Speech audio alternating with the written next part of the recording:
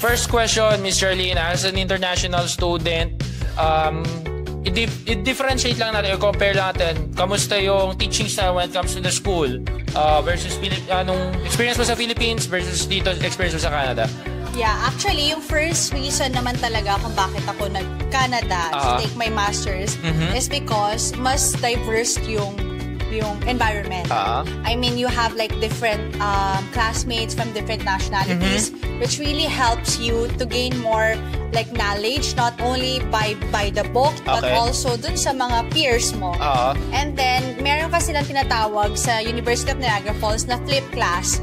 Wherein, you need to study in advance, and then once na pagpasok mo sa class, ang magdadrive ng discussion are yung mga students. So, meaning, ang ginagawa nila is dina-level nila yung parang mga modules or yung mga classes or discussion, depende kung paano yung understanding ng mga estudyante.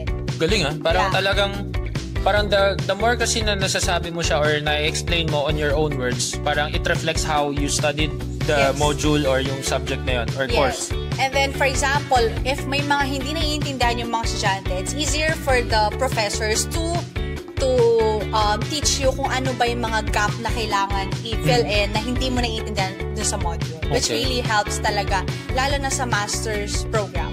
Sila yung nagre-reach out talaga? Yes, sila yung nagre-reach out. So, kasi